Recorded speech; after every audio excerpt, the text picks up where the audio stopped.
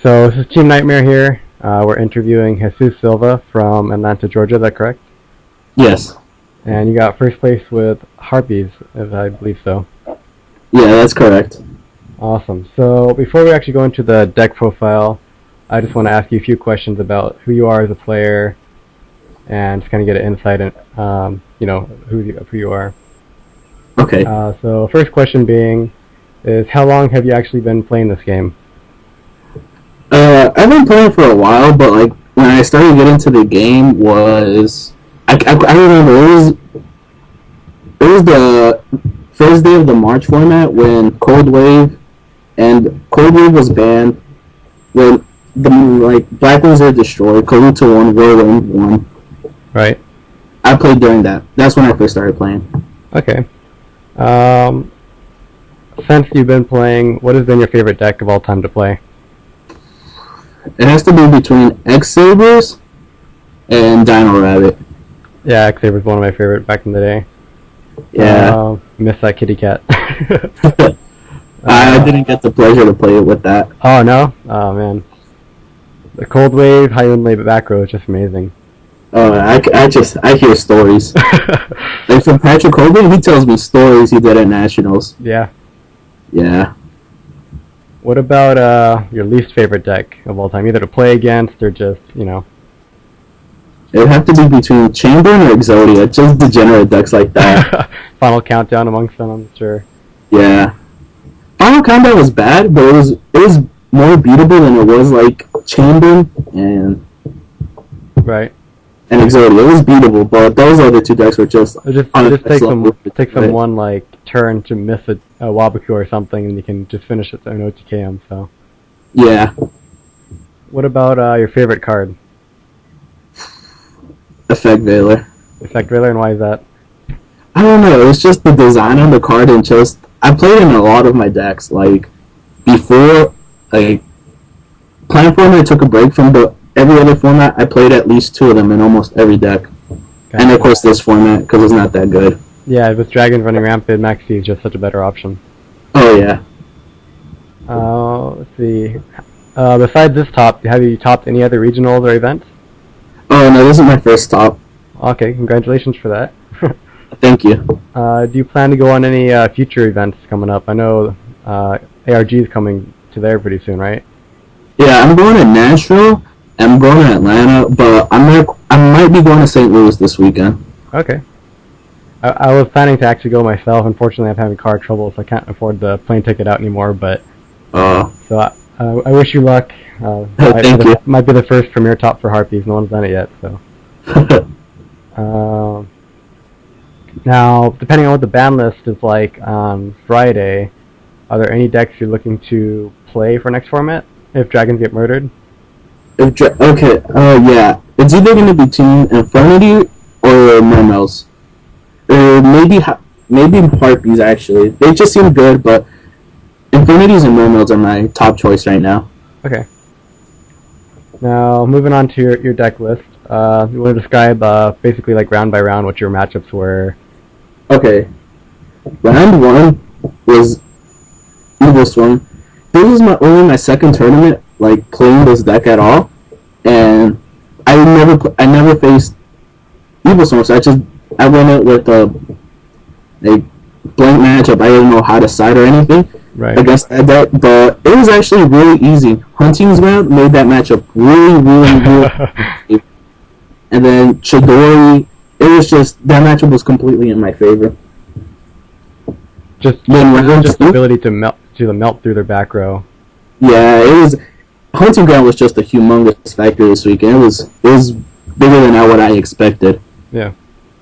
And then my round 2, I played Dragons. I beat him game 1 because of my main deck Iron Wall. That just completely. And game 2, I had a field that was literally just it was the most insane field I made all week, and it was like the Draco set with tokens with Key Beetle and with the Iron Wall and Emptiness and like 3 other back row, and then Key Beetle's effect was on Iron Wall and Emptiness. Holy crap! Dragons, so That was actually it was a 2-0. That was the only 2-0 I got on Dragons. Right. Round 3, I played Patrick Hoban. Okay. We're really, really good friends, so it was just like a friendly match for us. But game 1, I opened up pretty well because I opened up Monk's Sign, a Harpie, and Iron Wall. So my ending field turn 1 was like my field spell. Draco Sack. No field spell. It was just the Draco Sack with 2 tokens and a set Iron Wall.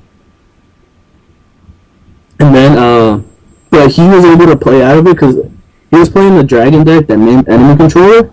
So he just summoned Card Trooper, milled 3, took Draco Sack, and then Draco Sack popped my, made 2 tokens of himself, and then just popped my Iron Wall, and then I just couldn't come back from that. And then game 2 and 3, my side deck just worked perfect, and he wasn't able to come back from that. Round 4, I played against Fire Fist. That matchup was actually that matchup was really sketchy because we were in time game 3, and he was ahead of me by 2,000 life points, but I had a Chidori face up, and it was his last turn in time. And he was playing 3-4 Axis Fire Fist, and the entire beginning of the game, he only focused on the 3 axis part, so he summoned Wolf Bark and then noticed that he had no more targets for Wolf Bark. So then, in my previous turn, I resolved the sign. So I was just able to put enough. I was actually able to game him my turn. Round 5. Oh, round 5. I played Monos. This is another matchup where I just didn't know how it worked in my favor. But surprisingly enough, it works out really, really good because the ability of my rank 4s just like going into Dweller and Chidori against that deck just destroyed. That was a key factor. Those two exceeds. As soon as you knew you were playing Mermals, you're like Dweller, and as soon as I set that land, you're just Chidori that crap away. So. And then emptiness like really, really hinders that. Like really bad. Did you manage to do Dweller and Vanity combo on them?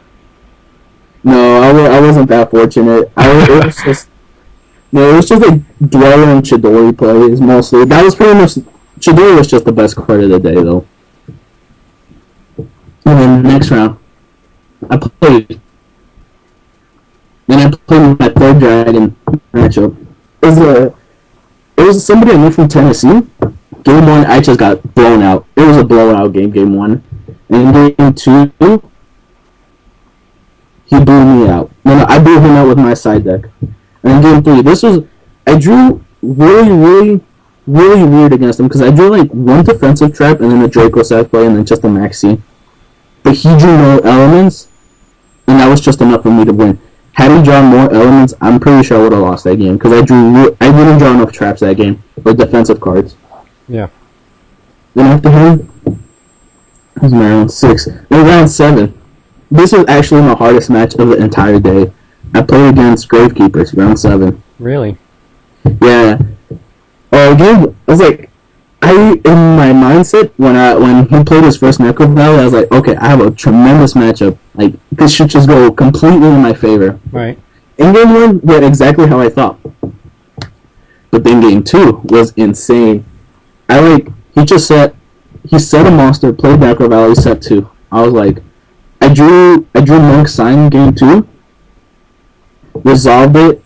I made a Gemini Pearl and just attacked over it. He searched a commandment, the searcher, the Necro Valley. Yeah. So and then I just drew like an MST on the bottom. So I set both.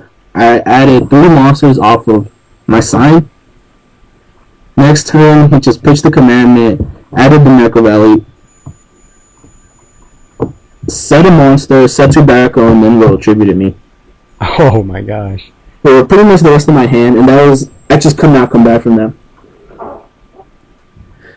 Then game 3, I opened up Monk's Sign again. I drew to a pretty well, like, I drew like 2 traps. It was like a torrential. It was torrential. Iron Wall. I kept it Iron Wall because there's literally nothing I could side out other than Max C's. And I was like, if he's playing Gravekeepers, there's some way he had to be beating all these dragons. So I was just thinking, okay, he's playing Malefics in his Gravekeeper deck, because big beaters like that, okay, that makes sense. Actually, and it stops him from like bottomlessing a cute like a party if it goes off. So like, I'll just keep it in because I have nothing else to side in. So it's like a bottomless that Iron Wall and a torrential. I made a pearl again, and I passed. He activated. If he activated a command me, Necro Valley set to back row, and then it just came to a back and back. Okay, yeah. So then it got to a point where I had set 2 more cards, and he Enfei Zing Zang Hoo'd me, and I was not expecting that, and it really, really hurt. It's like it was a torrential in a party, and that was it was insane how good that Zing Zang. And then I had just like I resolved another Monk Sign that same turn. But then when I was trying to search for my sign, he flipped Mistake, and that was just insane. And I thought I was gonna lose that game from that point. But then it came to a point in the game where he had no Necro Valley on the field. He still has Zing Zang Hu on my only 2 back row, and I had a Book of Moon still. And I had drawn Kaiku, and I sided Kaiku against that match because I just needed more monsters. Because like Queen isn't a monster in that game because I have to pitch it most of the time to destroy his Necro Valley. So that just hinders I have such a low monster count that I just needed more monsters. So I had summoned the Kaiku last turn. No, I drew Kaiku for turn. And then I had a sign set.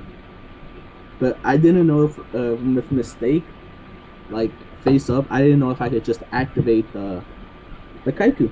I mean the sign. And I asked the judge, they were like, yes, you're allowed to. So I was like, oh my god. So I activated the sign. I didn't get nothing. I had a Zephyros engraved.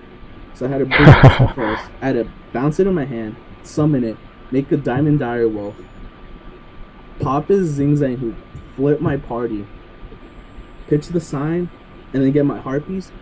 And then with my Harpies that turn, I was able to make Queen Dragon Djinn, and then that let me make a Draco Sack play. And then we went into time, and then Draco Sack and Queen Dragon Djinn, and it had Book of Moon and Torrential Tribute set. And he went for a Assailant play. He normal summoned Assailant with his 2 monsters already. I think it was like a Descendant and a Spy, and I just flipped Torrential Tribute, and then he just scooped there. Wow, that's crazy. Yeah, that game was insane. That game was really insane. And then I was 7-0, so I was already insured my top. And then my last round, I got paired up against a good friend of mine. He goes to my local Super Games. We played it out. Okay, game 1 started with me opening Monk's Sign, but with Iron Wall. And I knew he was playing Spellbooks. So I was like, alright, I'm in a really good position. So I did that play, resolved Monk, and just set my Iron Wall. But then he was doing something different in his deck where he was main decking 3 MSTs. And that hurt so bad at that point.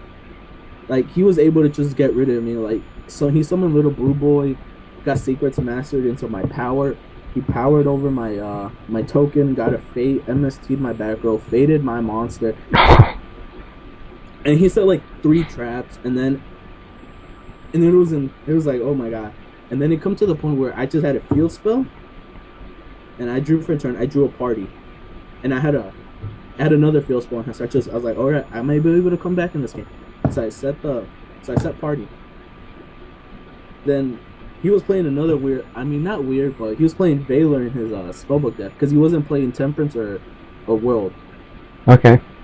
So he did a life play where it let him make Arcanine Magician, and then, oh my god, I thought I lost the game right there. I almost scooped my card because with Arcanine he popped my only card that I could come back with my party and my field spell. So I was like, all right, I might as well lose. And then to make it even worse, he summoned another Valor from his hand and then made Stardust right after that. So it was just Stardust and Blue Boy. That's all he had. He exhausted his resources into that. And then I drew Zephyros, so I just summoned Zephyros, attack over boy. Next turn, he attacked over my Zephyros with the Stardust. Then I drew Mirror Force. I was like, alright, set this. He drew like another dead card. He attacked, and I really thought about playing Mirror Force, but I didn't. And then I drew Party, so I was like, alright, set Party, let's go. And then next turn I was able to win, like just hands down there. Game 2 came to a point where he flipped a Kree after a Chandler play that let me go into. No, just the Chandler play because he maxed Evening. So I had 3 background and he end phased the Kree. But the really good part about my decree, about that decree, was 2 of my sets were spells. It was MST and a Book of Moon, and then the last was a Party. Nice.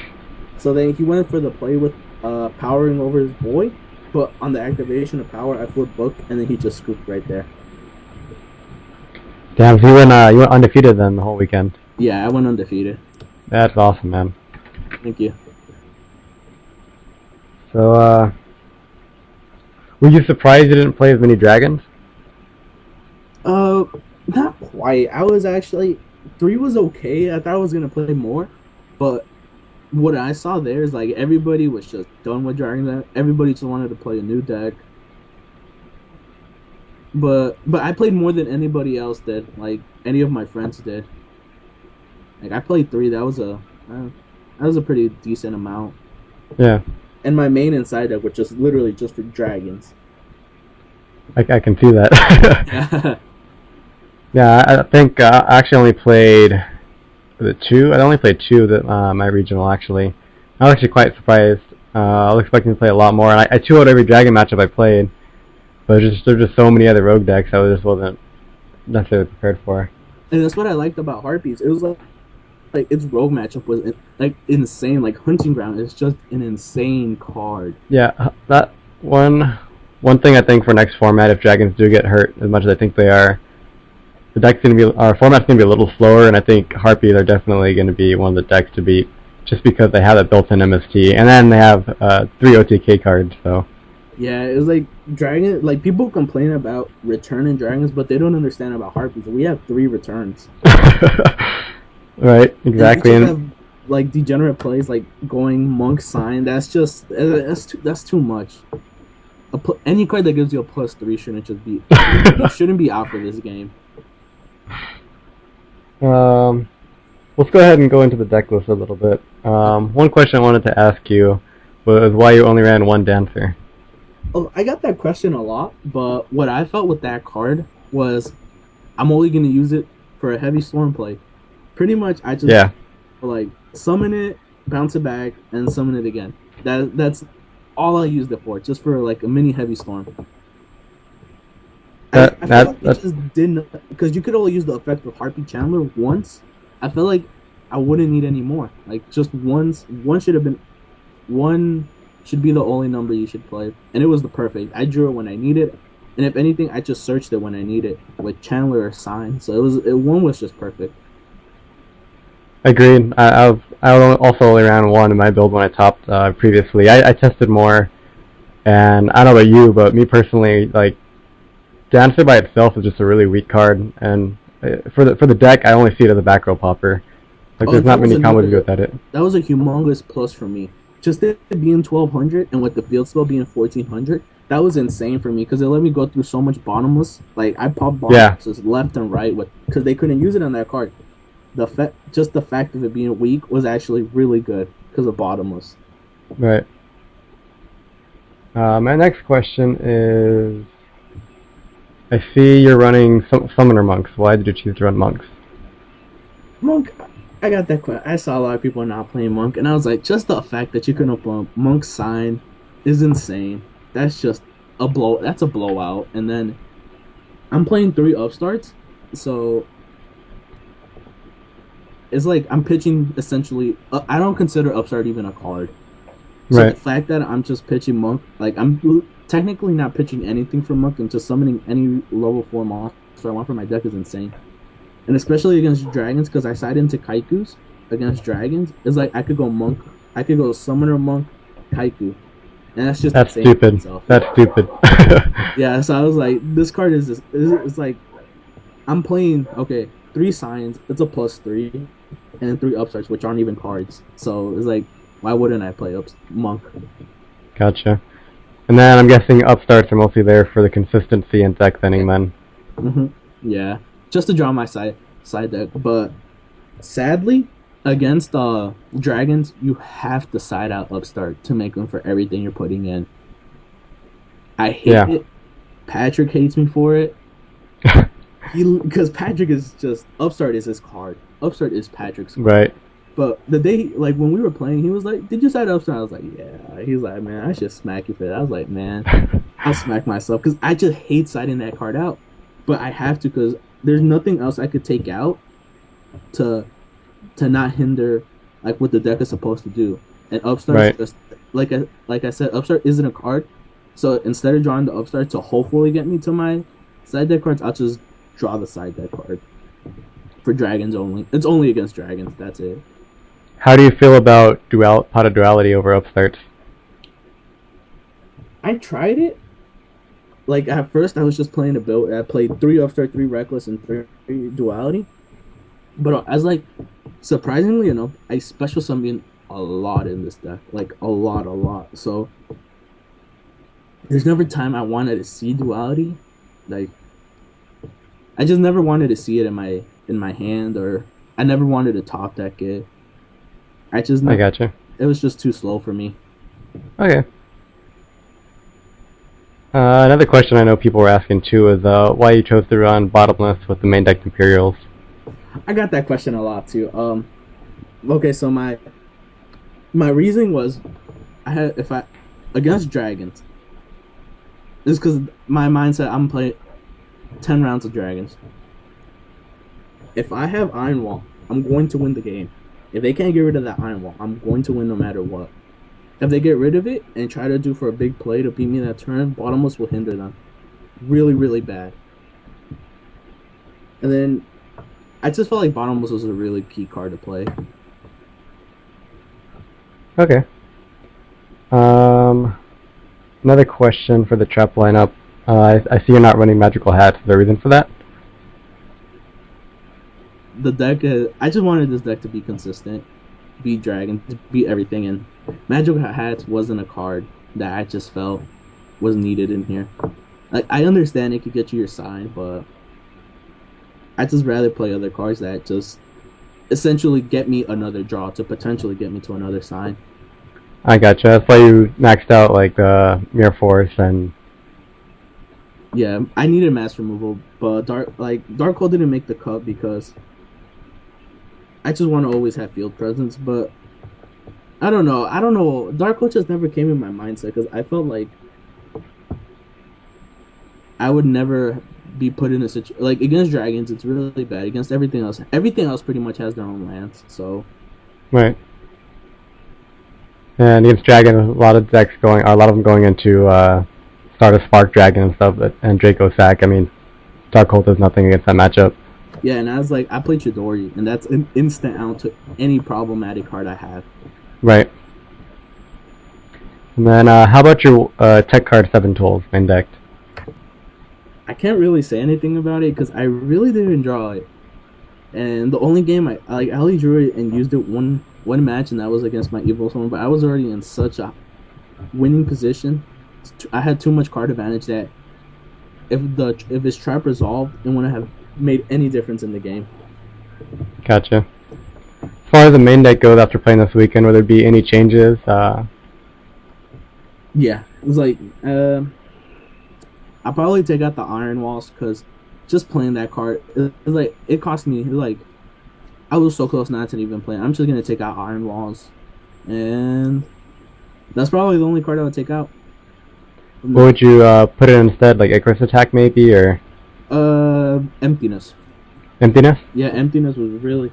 I played at my Tuesday tournament yesterday, and I replaced the Iron Wall with the Emptiness, and the Emptiness was just by far better.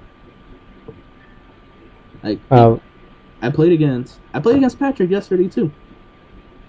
Oh yeah. Emptiness just did pretty much almost the same thing as Iron Wall do. It protected me for like 2 turns, and then it was just enough for me to come back and draw my combo cards, like my parties and my channelers, to allow me to go for game. I'm guessing a little bit better against some of the other rogue matchups as well. Yeah, a lot better.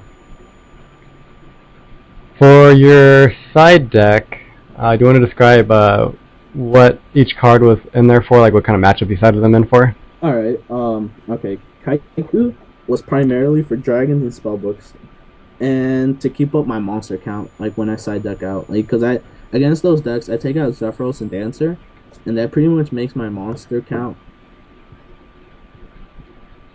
12, and I just want to draw monsters, so I just sided in Kaiku against them. MSTs was only against, literally, I only put it against dragons. Dragons and Mermails were the only games, that was all it is. And then for like Chain Burn and stuff like that, if I had to play those. Goes-ins, dragons, pretty much it. Emptiness, anything that relies on special summons, but mostly dragons. Soul Drain, Mermals and Dragons, DNA Surgery, I put in against Prophecy and Bujins. Because if I put them against Bujins, all their support cards literally do nothing. They're right. Good against them. And they can't Crane either, I believe, right? Yeah, they can't Crane, they can't Quillin, they can't Turtle, they can't, it pretty much stops all their supported cards. Light Imprisoning Mirror, I only sided this card in because Harpies actually have a really bad matchup against Constellars. I don't understand how it works, but like in playtesting, I lost a lot to my friend because he was playing Constellars, and that was just insane. How bad of a matchup. Yep. Then the third, Iron Wall, Dragons, and Blackhorn was just for any deck that can make Black Rose. So pretty much just Dragons. But Blackhorn, I just did not like it. It was like, I did not like this card. I'd never, like, the 3 dragons I played, I would never put not even one in it. So I was playing with the 13 card side deck. So I'm just going to take these cards out in general. Cause what do you feel like you want to replace them with? Chain Disappearances. And for what matchup mostly? Dragons. Dragons as well? Dragons and Prophecy. Because Prophecy is actually a pretty tough matchup. And for your extra deck, I mean, most of it's pretty standard. I know one question people were asking was why no Big Eye? Because I wanted to play Emerald. That goes to Emerald. Okay. And I felt like Big Eye wasn't necessary because I'm playing cards like Chidori and Ice Beast Zerifine, which just handle the problem right there, if not more. And then Emerald, to be honest, other than Chidori and Draco Sack, was probably the most important card in the extra decks because it let me do some insane plays like the hands where I drop Head Dragon a lot. It's like I could just discard it and then just return it back into the deck, and then I have a Draco Sack play again because I only play the 1 Pet Dragon. Right. And the other thing is, if I could have got one more, I would have put in a second Draco Sack just because of that reason. Because I needed 2 Draco Sack throughout the entire tournament. I just wanted 2 in my extra deck. I would probably cut the corn for that. You would cut corn for the second Draco? Yeah, I would definitely put in 2 Draco Sacks now that I know. Yeah, after playing this weekend too, I wish that I had a second Draco Sack. Even the fact that, for some reason, to put my stuff back into the deck. So. Yeah, it was like Degusto Emerald was just insane. It was insane. It was a theory card, and then I put it in, and it worked out amazing. Especially when you're resolving a lot of signs or a lot of channelers and signs. You're starting to run low, and then it just lets you put back more monsters into just go into more power plays. Right. And then there was a game against Dragons. It was against Patrick where I had Gozen up, and then I had Emerald and Chidori, but he had to keep getting rid of the Chidori. But with Emerald, I just put them back. I summoned Chidori on him 4 times in one game because of Emerald. Oh my god. And it put him in a situation where he couldn't draw MST or traps him because I just kept on putting the same card right back on top of his deck. You basically locked him out of the game at that point. Yeah, I locked him out of the game. And then only other tech card was probably Key Beetle, which I think you'd explained a little bit earlier. Basically protecting your Imperial Iron Wall and Vanity against dragons. That card was insane. Just ready to go. Like, Key Beetle emptiness is a thing, and I have like such an ease to make it. Like, if I draw like a card like that, if I'm going first, I just go Monk, Zephyros, and then Key Beetle. It was just insane. And then you're also plussing on top of that in case they somehow get around that field. Yeah. So, Key Beetle was just an insane card. Well, that's pretty much. That's pretty much all the questions I have for you. Is there anything else you want to say to any other players that are looking to play Harpies, or any advice you have for them? Yeah, just play. Like, there's one card you really have to know how to play around, and that card's Max C. Because there's a lot of times where I was just tempted into play into it. But you have to be really, with this deck in particular, because your monsters come out weak, and if they Max C you, usually I would go for a Harpie Lady 1, because you just want those in the grave because of party plays and the easy combos. Just never go off under Max C. Never. It's too bad to go off under Max C with this deck, especially this deck. Yeah. You can give them too many resources. Yeah, and then did you ever? Yeah. Oh, good. You don't want to give your opponent more outs than you have, especially if that's the one challenge you have in hand. You just can't take that risk. Right. Did you ever have any situations where you drew like pretty much all monster hands and not enough back row? That usually happens to me quite a bit. Yeah, that happened to me a lot. Like, I never drew too much traps, and that was never a problem. I drew a lot of monsters, and I was wondering why, because I'm playing such a low monster count, so I just didn't understand why it kept happening.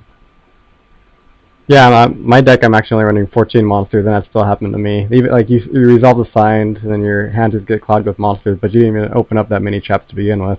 Yeah, it's really bad. I don't understand why. I'm playing 14 monsters, but I don't consider Maxi a monster. It's just I consider it just a defensive card. Yeah. So that's why I put them in, because as it is, I'm only playing so much defensive, because I'm only playing 7 defensive cards, and I felt like that wasn't enough, so I just might as well make it 10 and play Maxi. Yep. While also hitting the dragon matchups. Yeah. Well, that's cool, man. Well, I appreciate you sitting here and let me do this interview with you. It's no problem. So I guess we'll look out for you at the circuit, maybe. And then, what are the other events you're talking about going to? I'm going to YCS Atlanta, of course. I'm going to Nashville. I'm going to the Open in Nashville. Okay. And then I don't know. They haven't released any other events they're doing, like YCSs, but I'll be most likely going to most of them. I go to a lot of YCSs. Okay, cool. Well, thank you again, man. This is Team Nightmare again.